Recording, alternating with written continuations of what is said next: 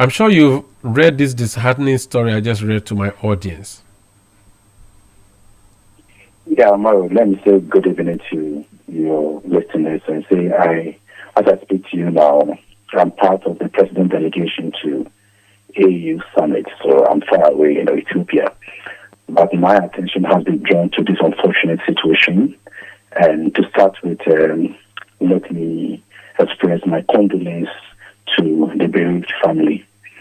And Omar, yes, my attention has been drawn to this incident, and already I have initiated a process of investigation, and any recommendations that comes out of it will be implemented to find lasting solution to this particular canker in our system. On the face of it, So, and having heard these details, what's your reaction as, first of all, an ordinary Ghanaian and then later as Minister for Health? well, every life matters, and that is one of the reasons why I have quickly responded to your call, because I was actually devastated when I heard that somebody had to lose his life through this ordeal. But tomorrow, because we are going to investigate the matter, I do not want to prejudice, the processes. So, allow me, and I can assure you the investigation will start earliest, latest by Monday. We will start the investigation, and whatever comes out of it, we will let the good people of this country know. But let me also tell you that during our retreat to review 2025 and to project into 2026, this matter came up. And so I instructed one of our directors to start the processes of establishing what we call a call center, where we have visibility on all hospital beds, and the call center will be directing patients as and where there is a vacancy. And so it's one of the things we are looking at, among other things. So it's something that I am more particular about, and I believe that we must find a solution to it as early as possible. That notwithstanding, I am not saying that that is the cause of what happened, but I'm only telling you what came up during our review or during our retreat. This is not the first time this issue of no bed syndrome has come up. A few years ago, it was a topical issue. We spoke about it. There were talks about fixing it. And so when you say that an investigation will be conducted, a lot of the time people take comments like that with a lot of dismiss, or people dismiss it because they're wondering what exactly is going to come out of it.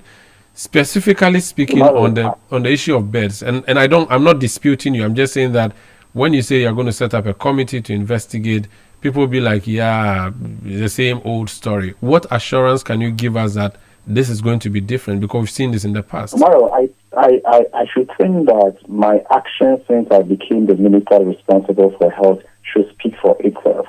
I'm not a type who will say I'm going to set up an investigation into a matter and I'll go to sleep. No. At every point in time when I announce, especially when I'm having to speak to the media myself, at every point in time, I do so. And I can tell you that I will do so, and whatever comes out of it, the public will get to know it. But now, and it is because this matter has come up before, the reason why I told you that during our retreat, it came up strongly, and we've been stormed on it, and we think that measures must be taken to stop. We cannot, as a country, and I'm being very realistic, we cannot, provide all our needs as a goal. But you see, we should be able to manage the limited resources we have at our disposal. So I believe that one of the reasons, not all, one, and I'm choosing my words carefully, one of the reasons is the prudent management of the limited resources we have now. And I'm telling you, one of the measures we have, been stormed on is to create this center. And, in as much as I know that this is a canker in the system, you cannot go punishing anybody, or you cannot conclude on the matter. I cannot take what you are reading to me at face value and go take a decision based on what you have read to me. And so there is a need for me to ascertain whatever happened before we can take any action. And Mario, take it from me. We are going to do that, and whatever comes out of it, everybody will get to know.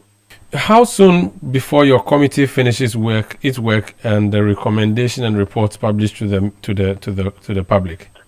Well, I can tell you, as I indicated earlier, I am not in Ghana at the moment. I am in Ethiopia, and latest by Monday, this committee should be in action. And I'm telling you that I'm going to chair this committee myself. I'm going to be part of this committee, and we will invite all the parties to the matter, all interested parties to the matter, and get to the bottom of the matter. So allow me to start the investigations, and you see, I wish to expedite action on it, but not until you start. You may not know how long it will take. But maybe I'll have to tell you this, that in less than 24 hours after the incident happened, I have a first report on the incident already. Less than 24 hours when we go to attention, I have a first report on it. But we have to give, everybody fair hearing. And so there's a need for us to engage more on that. And then whatever happens, I believe that action shall be taken. Okay, finally, and maybe not necessarily relating to this specific issue, but do we not have enough beds in our hospitals? Well, and your ambush, you never stop this. I'll repent by 2029. I'll repent 2029, I promise. Yes, sure. If you say enough, as I have already indicated, we'll never have enough of what we want. And tomorrow, there is nothing like enough. If we have an emergency, to put it bluntly, no, absolutely no health worker has the right to turn any patient away. Even if they don't have beds? The fact that yes, you don't have, even if you have to treat the person on the floor, especially when it's an emergency. That is what it is. So I do not want us to go into the nitty-gritties of the matter. So there should not be any excuse whatsoever that phrase, no bed, especially under emergency conditions. Please, and I've had the opportunity to speak to some of these CEOs of these teaching hospitals. I've had the opportunity to speak to the medical superintendents. I've had the opportunity to speak to my directors in the sector. And I have repeated this over and over and over again. Over and over again. If there is a need, I need to save lives even on the floor. I am not saying that everything is available and we have all that it takes to save lives. That is not what I'm saying. But tomorrow, to the extent that you, especially with respect to what you have read to me, without prejudicing whatever is going to be done, I think that let's end here. Thank you so much for speaking to us, and we look forward to positive news from your committee. Thank you. That's Honorable Member of Parliament and Minister for Health, Kwabena Minta Akandoh, speaking to us from Addis Ababa, Ethiopia, where he's actually with the President and his spouse attending that continental conference. This is Eyewitness News.